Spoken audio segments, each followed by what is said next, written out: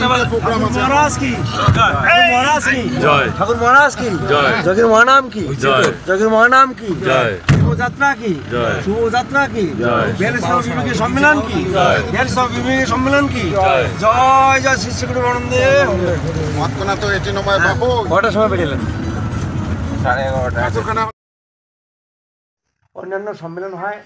School পাশাপাশি থাকে high school থাকে সব কিছু থাকে কিন্তু বাজার থাকে কিন্তু এখানে একটা এমন একটা জায়গা যেখানে একটা জুনিয়র হাই ছিল কিন্তু সেখানে আশেপাশে কোনো জায়গা পাওয়া যায়নি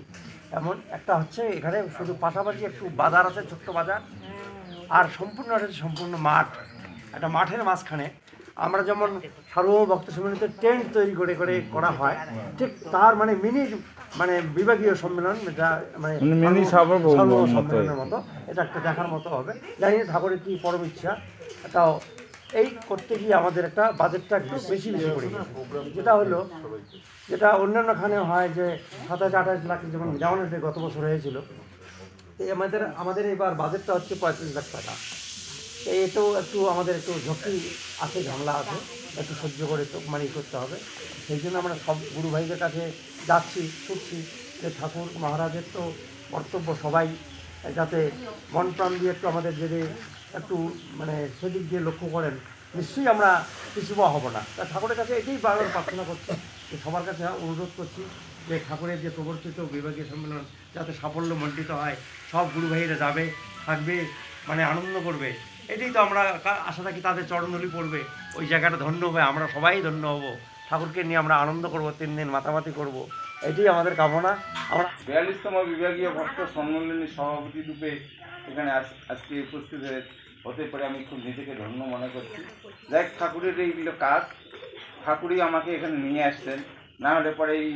আপনাদের সঙ্গে হয়তো পরিচিত হতো না ঠাকুরের কি অসীম কৃপা সভাপতি রূপে আমাকে ধার্য করছেন এটা ঠাকুরেরই ইচ্ছা দেখ সেই মহতী অনুষ্ঠানে নিজেকে যাতে সঁপে দিতে পারি ঠাকুরের মহতী কাজটা যাতে সুষ্ঠুভাবে হয় তার জন্য সকল গুরু ভ্রাতা ভগ্নীদের কাছে আমার বিনীত নিবেদন আর্থিক এবং কায়িক মানসিক সব দিক থেকে আপনারা আমাদেরকে সহযোগিতা করবেন যাতে এই মহতী অনুষ্ঠানটা খুব ভালো হয় ঠাকুর বলছে যে জগতে যদি কিছু নাও করে যেতাম এই ভক্ত সম্মেলনেই আমার স্মৃতি রেখে যেত সত্যি সত্যি একটা ভক্ত সম্মেলনী করতে গেলে সেখানে বিরাট আর্থিক সব দিক থেকে কায়িক সব দিক মানসিক সব চিন্তাধারা আমাদের দরকার যেখানে হচ্ছে সেখানে একটা কৃষি মাঠ সেই মাঠটা আমরা 30 বিঘা জমি ওদের কাছ থেকে নিয়েছি সেটার জন্য আমরা বলছি যে আমরা লিজ দেবো আর কি পার বিঘাতে কিছু কিছু দিতে হবে তা ওখানকার জনগণ দেয় আমাদের সঙ্গে সহযোগিতা করেছে 30 বিঘা জমি আমাদের একোয়ার হচ্ছে আর কি সেখানে 5টি শিবির প্রসাদাঙ্গন তারপরে অডিটোরিয়াম এই করতে গিয়ে আমাদের 10 লাখ টাকার মতো ওখানেই ব্যয় হবে আর কি প্রথমে একটা কথা বলি ওই শ্রদ্ধেয় দাদা আমার সভাপতি সাহেব এটা কিন্তু চুম্বক একটা গল্প করছে কি গল্প করছে মানে দুধের শরবত প্রজাগুলোকে একটা করছে রাজা কামে আনে নাই দুধ কয় মই না নিয়ে যান ওই মুয়ে এইরকম করতে করতে দুধ একটা হাওয়া নাই তাহলে দেখেন কি তাই এখানে আমি ঠাকুরের হয়ে বলছি এই সম্মিলনে ঠাকুরের এটা যেই সেই ঠাকুর না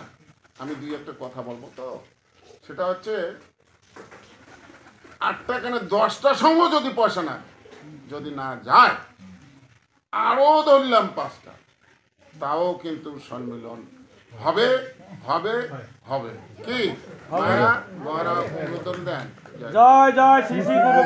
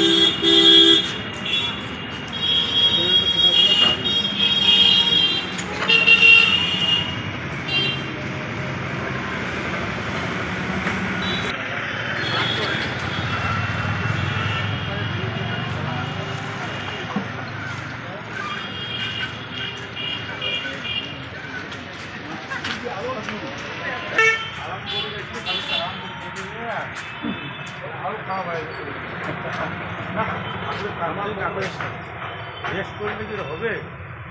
আমরা দোকানে থাকবো। জয় গুরু, জয় গুরু, জয় গুরু।